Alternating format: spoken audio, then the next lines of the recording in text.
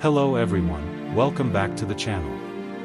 Today we're diving into the heartbreaking story of Charlie Kirk's tragic death, the powerful tribute at his funeral, and the latest courtroom updates in the trial of his accused killer, Tyler Robinson. This story has gripped national headlines, not only because of who Charlie Kirk was, but also because of the extraordinary legal and emotional developments that have followed.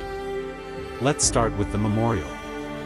On September 21, 2025, tens of thousands gathered at State Farm Stadium in Glendale, Arizona, to honor Charlie Kirk's life. The turnout was so massive, over 90,000 people, that an overflow crowd had to be accommodated in a nearby arena. Friends, family, political leaders, and everyday supporters filled the space with tributes, but one of the most moving moments came from Charlie's widow, Erika Kirk. In her emotional speech, she told the world, "I forgive him because it is what Christ did." With tears in her eyes, she spoke not of revenge, but of forgiveness and faith, declaring that she would carry on her husband's mission through Turning Point USA.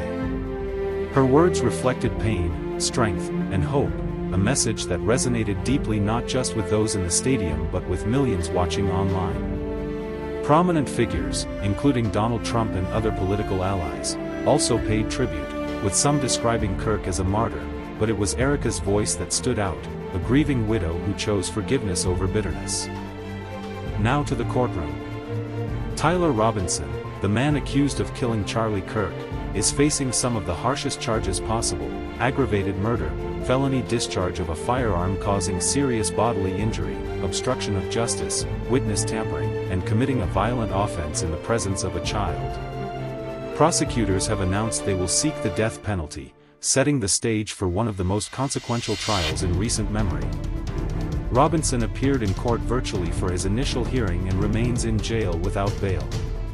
During these early proceedings, the judge also granted a pretrial protective order preventing Robinson from contacting Erika Kirk in any way, recognizing both the emotional strain and the risks of harassment or intimidation. On the defense side, Robinson has been appointed attorney Catherine Nestor, a veteran with deep experience in capital cases. Her role is significant. She will be tasked with mounting a defense in a case where public opinion is strongly against her client, and where the prosecution is pursuing the ultimate punishment. The financial costs of this case are already staggering, with Robinson's defense alone expected to cost taxpayers hundreds of thousands of dollars, and the overall trial budget projected to exceed $1 million. Still, in the American justice system, even those accused of the worst crimes are entitled to a fair trial and competent defense. The next hearing is scheduled for September 29, 2025, and while it will likely cover procedural matters, the full trial is expected to take much longer to prepare, with jury selection and pretrial motions possibly stretching into 2026. So where does that leave us? On one hand, we have the grief and resilience of Erika Kirk, who has turned her loss into a message of forgiveness and strength.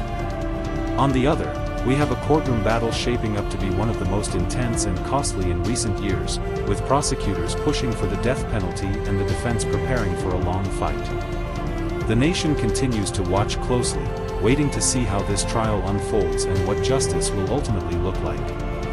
This is far from the end of the story. As more updates emerge, we'll continue to bring you every detail. If you found this video informative, make sure to like, subscribe, and hit the notification bell so you don't miss the next update. Thank you for watching, and until next time, stay informed and stay safe.